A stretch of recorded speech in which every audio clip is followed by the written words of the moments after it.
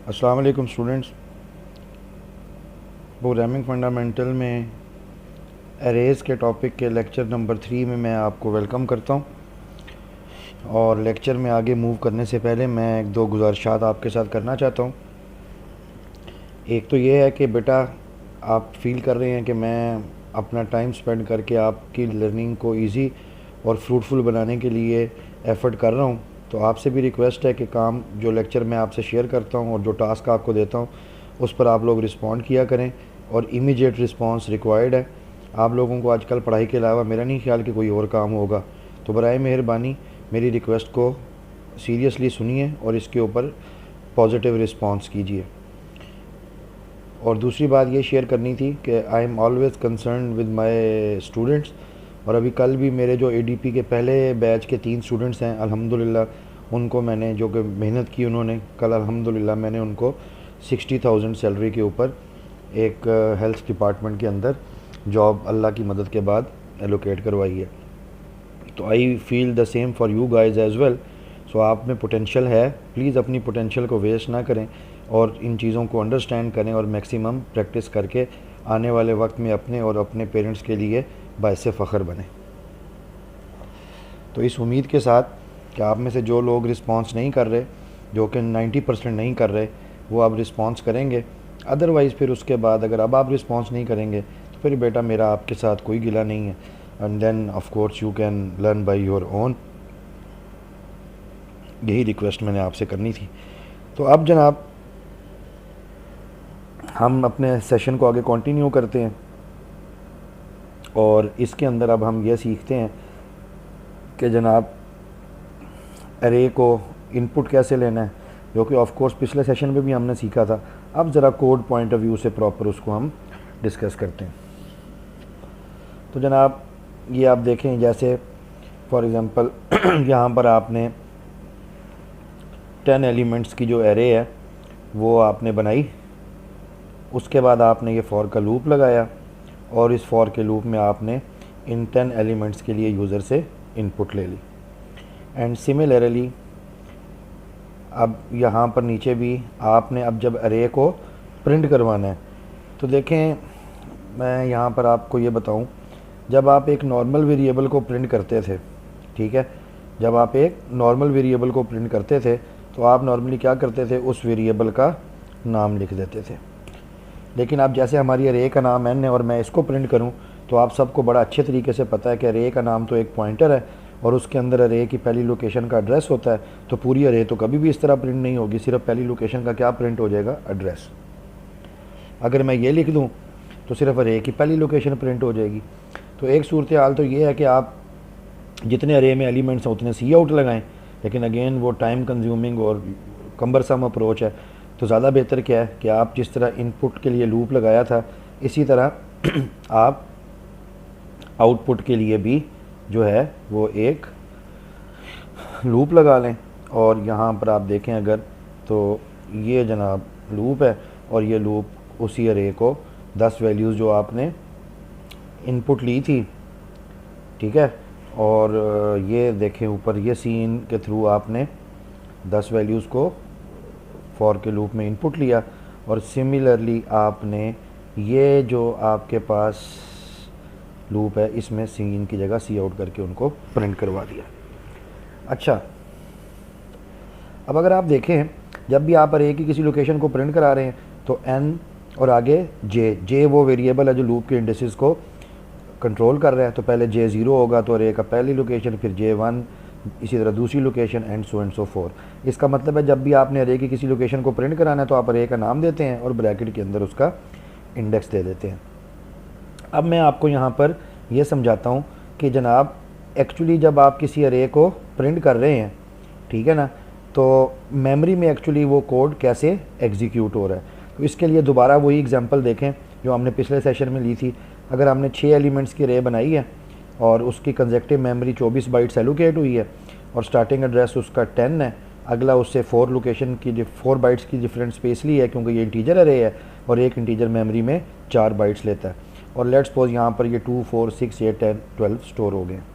अब बेटा जब आप लिखते हैं सी आउट n ऑफ j और j की वैल्यू अगर 0 थी तो अब देखते हैं कंपाइलर इसको ट्रांसलेट कैसे करता है। तो सबसे पहले देखें ये क्या है, एन, एन क्या है, पॉइंटर जो कि अरे का नाम है, और इसके अंदर अरे की पहली लोकेशन का क्या पड़ा हुआ है, एड्रेस। हमारी एग्जांपल में अरे की पहली लोकेशन का एड्रेस क्या है, 0x10। हम किस इंडेक्स को एक्सेस कर रहे हैं, 0 को। ठीक है, तो यहाँ पर इंडेक्स क्या आ जाएगा जनाब, जिसको हम एक्सेस कर रहे हैं, 0। एक इंटीजर मेमोरी में कितना साइज़ लेता है, 4। तो अब ये देखें ये क्या बनेगा, 0x10 प्लस 0 इंटू 4 0, तो क्या एड्रेस बना, 0x10। अब मैंने आपको पिछली क्लास में ये भी बताया था कि अगर किसी एड्रेस पर पड़ी हुई वैल्यू चाहिए तो उसके लिए हम ये वैल्यू एट या डी रेफरेंसिंग का ऑपरेटर यूज़ करते हैं। तो अब मैं क्या कह रहा हूँ, वैल्यू एट 0x10, तो 0x10 पर क्या वैल्यू पड़ी हुई है, 2।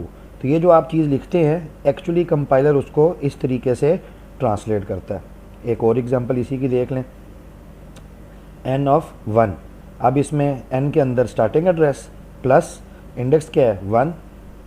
अरे किस टाइप के, इंटीजर, एक इंटीजर मेमोरी में 4 बाइट्स लेता है। तो आप देखें 0x10 में 4 ऐड होगा तो 0x14, और उस एड्रेस पर पड़ी हुई हमें क्या चाहिए, वैल्यू, तो ये आ जाएगा 4। Same goes with 2।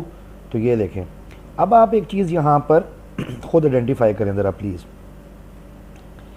देखें जब भी आप किसी पॉइंटर में एक जमा कर रहे हैं, जैसे एक एग्जांपल में देखें आप, जब आपने इस पॉइंटर में जब आपने ये कहा n ऑफ 1, तो जब आप किसी पॉइंटर में 1 ऐड करते हैं तो वो पॉइंटर उस एड्रेस से 1 बाइट आगे नहीं जाता, बल्कि कंपाइलर ये देखता है कि पॉइंटर जिस टाइप को पॉइंट कर रहा था वो मेमोरी में कितनी बाइट्स लेती है। तो जैसे इंटीजर 4 बाइट्स लेता है तो 1 ऐड करने से स्टार्टिंग एड्रेस से हम 4 आगे चले जाएंगे, 2 ऐड करने से 8 आगे चले जाएंगे, 3 ऐड करने से 12 आगे चले जाएंगे।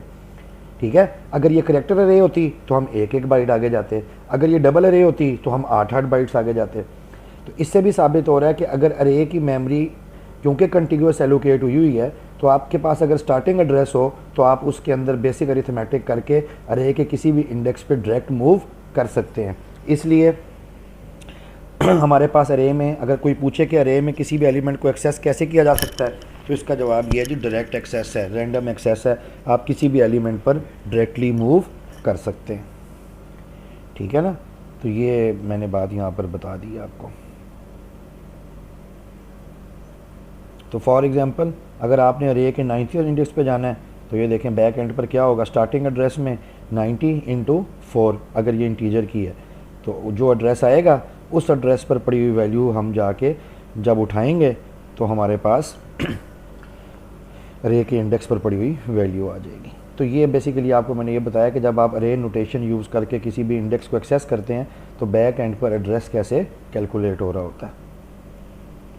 अच्छा, यहाँ पर ना स्टूडेंट्स अब लगे हाथों में एक कॉन्सेप्ट और भी आपके साथ शेयर करता हूँ ताकि आपको ज़रा उसकी भी आसानी हो। आप ये देखें, सपोज़ करें यहाँ पर एक अरे आपने बनाई है 10 साइज़ की, है ना, ठीक है, और यहाँ पर आपने लूप भी 10 का लगाया हुआ है और ये सारा कुछ हो रहा है।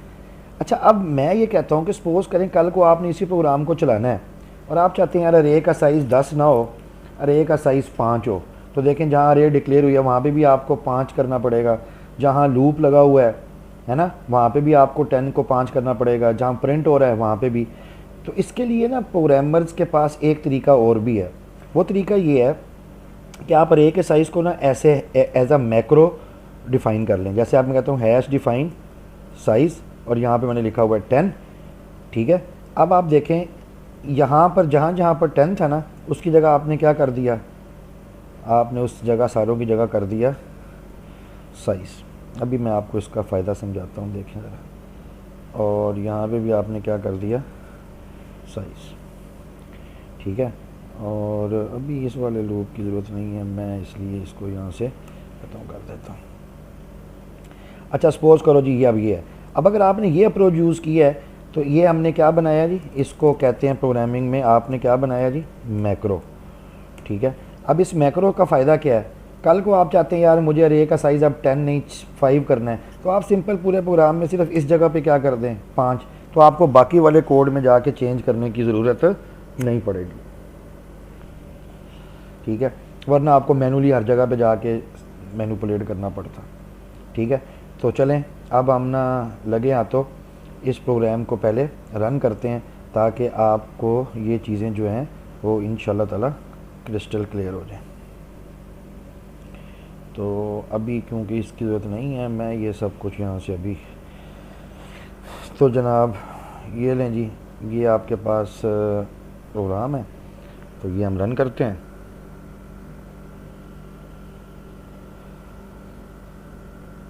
तो वो हमें कह रहा है जनाब 6 लोकेशंस की वैल्यूज एंटर करो। तो मैंने कहा 2, 4, 6, 8, 10 और ये आखिरी लोकेशन 12, और बाद में हमने लूप लगा के इसको प्रिंट करना था। तो ये देखें नीचे प्रिंट भी हो गई। तो देखें बड़ा सिंपली हमने अरे में इनपुट भी ले ली, अरे को प्रिंट भी करा दिया। ओके जी, गुड।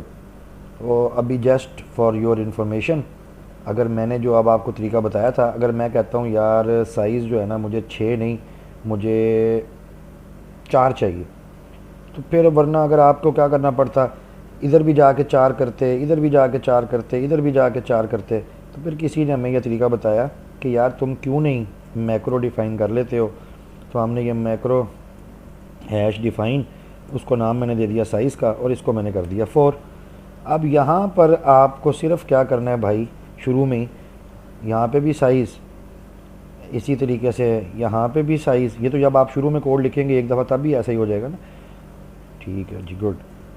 ये लें जी, अब ये देखें सिंपल हमारे पास रीयूजेबिलिटी का कॉन्सेप्ट आ गया है। और ये साइज़ के स्पेलिंग मैंने गलत लिखे हैं, इसको मैं ठीक कर देता हूँ। और जस्ट सिर्फ आप ये देखेंगे, मैं आपके सामने कंपाइल कर रहा हूँ। तो ये देखिएगा अब ये 6 वैल्यूज़ नहीं लेगा, अब ये 4 वैल्यूज़ लेगा। तो वो देखें। सो ये कॉन्सेप्ट भी बड़ा सिंपल सा था, उम्मीद है आप लोगों को समझ आ गया होगा। ठीक है, गुड हो गया जी। चलें, इस लेक्चर के लिए भी इतना आपके लिए काफ़ी है।